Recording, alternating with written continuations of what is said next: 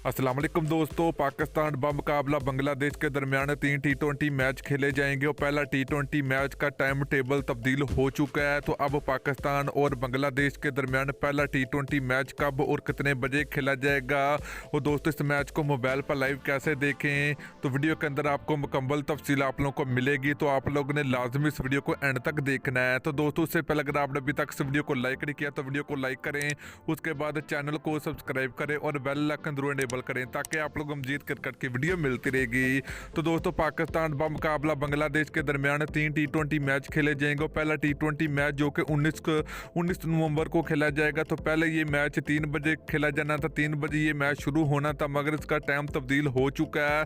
तो दोस्तों अब पाकिस्तान और बांग्लादेश के दरमियान जो पहला T20 मैच खेला जाएगा तो ये 1 बजे शुरू होगा। तो दोस्तों ये 12:30 पर टॉस होगा तो 1 बजे ये मैच स्टार्ट होगा।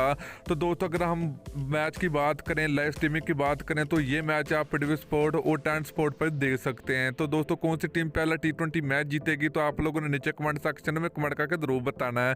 तो वीडियो अच्छी लगी है तो वीडियो को लाइक और शेयर जरूर करें।